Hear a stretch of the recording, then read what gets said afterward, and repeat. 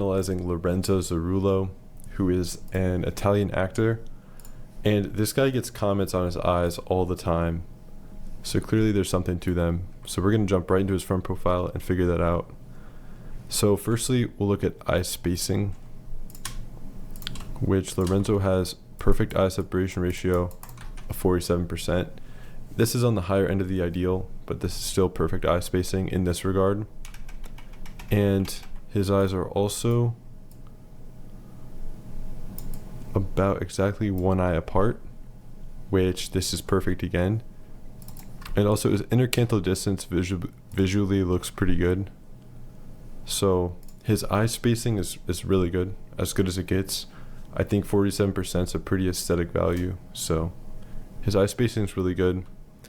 He has a 7-degree canthal tilt.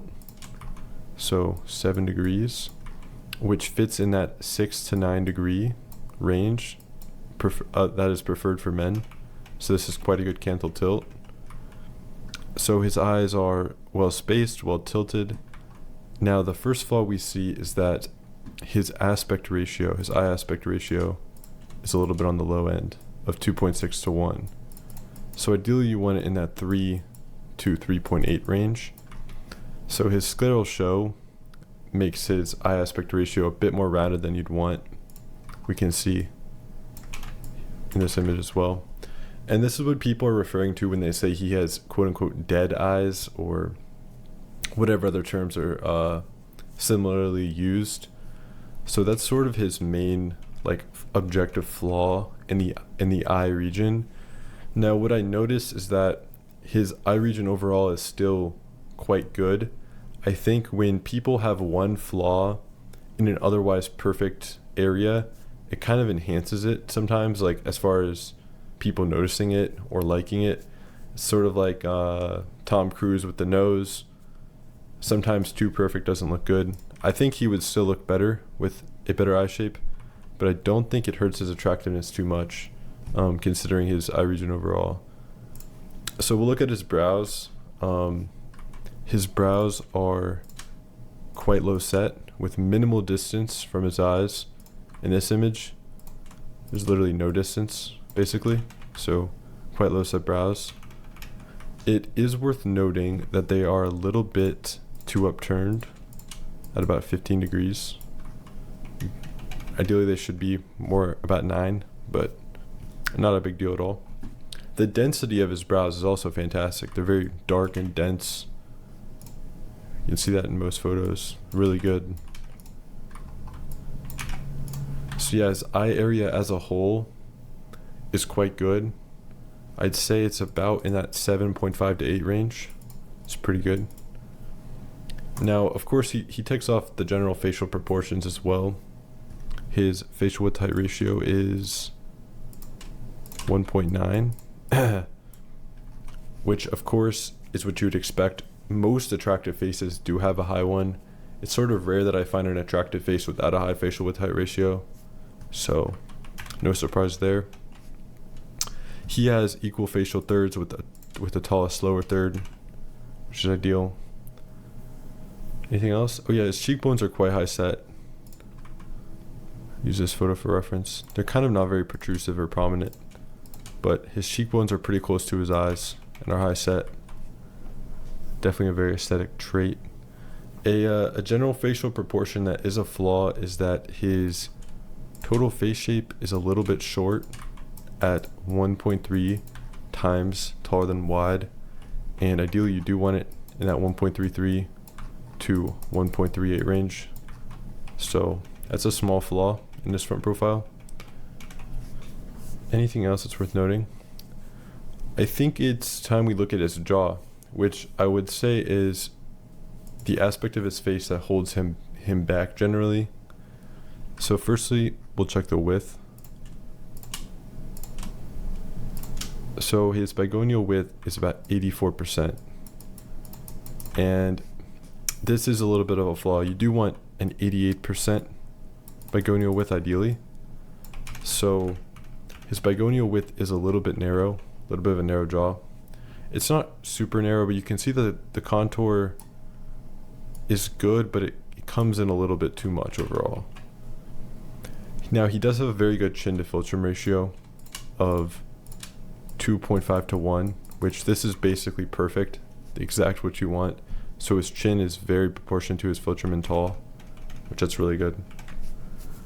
Anything else to note? His jaw frontal angle is 87 degrees, which is good. Exactly what you want. It's within the ideal range of 85 to 95. So it shows a good inclination of his jaw from the front profile. Other than that, for the front profile, I'd say there's not much more worth noting. Overall, his front profile scored quite a good score, really higher than I was expecting actually, an 85% harmony score. So that's quite a good score.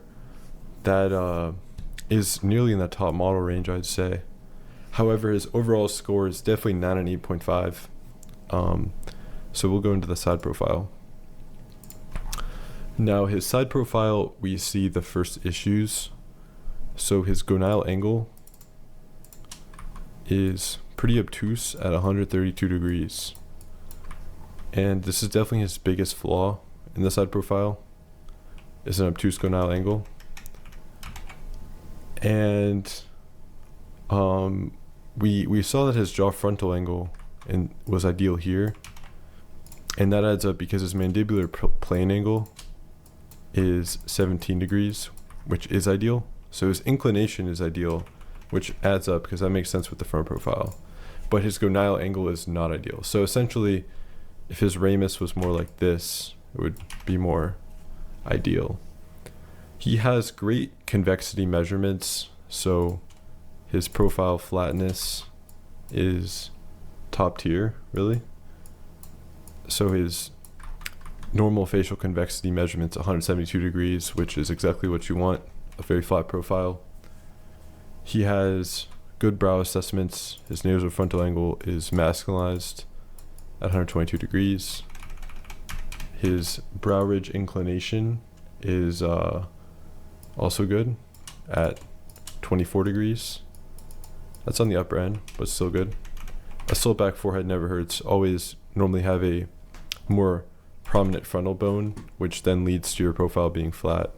So that's quite good. His nose assessments are good. It's perfectly projected and tall. He has a very aesthetic philtrum right here. Comes down, goes out. So that's very aesthetic, and that also, what do you call it? Leads to a good nasolabial angle of 111 degrees, which is ideal. His lip assessments are all good but one. So his hold away H line is a little bit of a fail because we'll use this. His lower lip goes through a little bit. The other ones, ideal. And his E line, I'd say it's pretty ideal proportionally. So yeah, lip assessments are good. His side profile is generally pretty good. The one thing worth noting is that he does have a neutral orbital vector. It's worth noting, but it's also really not worth noting. Not really a big deal. Essentially, his main flaw in the side profile is really only the gonal angle. Otherwise, it's pretty good. It's really the only issue. So, unfortunately, the gonal angle is quite important for your facial harmony.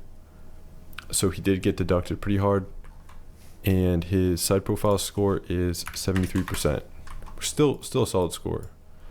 And something that's worth noting, when you have a big flaw in the back end of your side profile, this part of his side profile is still quite good. It kind of reflects higher than 73%, if that makes sense. So still an excellent side profile. So his total facial harmony is exactly 80%. 80% facial harmony, which is pretty good. That's pretty good. That's what you would expect in many top actors. So now we can kind of estimate a total score. Sorry, I'm losing my voice. So first, we want to look at his facial angularity. Fast delivery, epic entertainment. It's on Prime for $8.99 a month. Start your year with Whoop to unlock 24/7.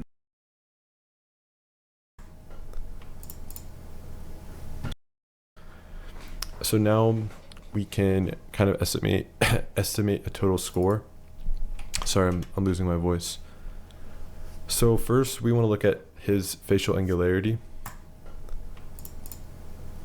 So here we can see some good cheek leanness and some good jaw angularity. Now, from the side profile, his ramus is normally always hidden, and there's not much jaw definition, which I've noticed is pretty consistent.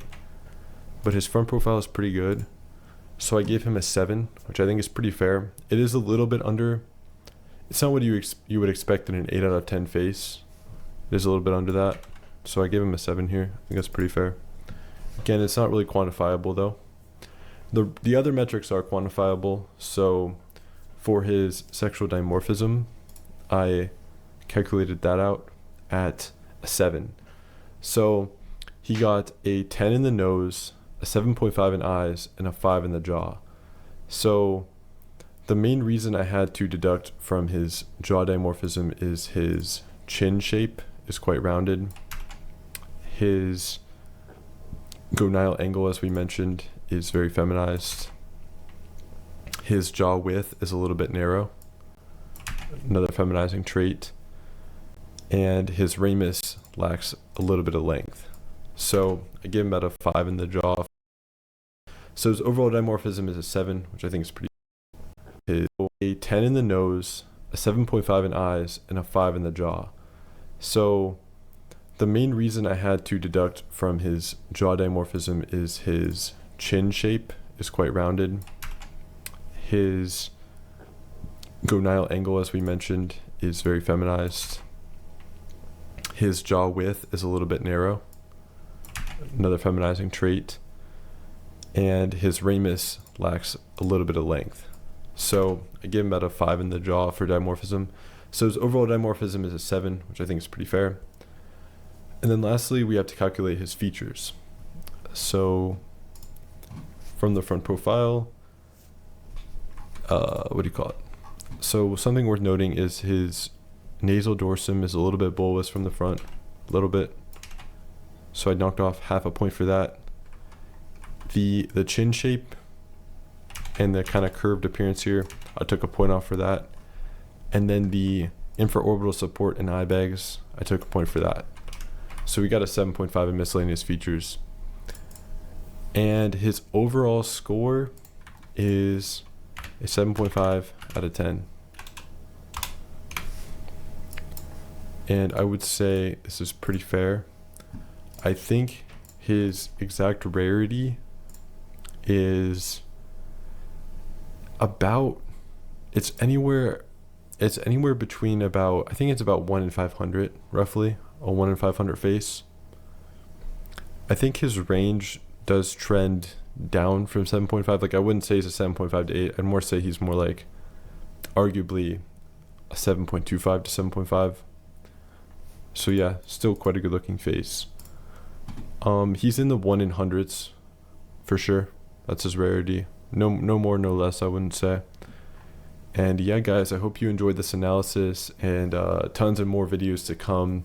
The faceiq rating chart will be coming out, rating subscribers, some other exciting faces.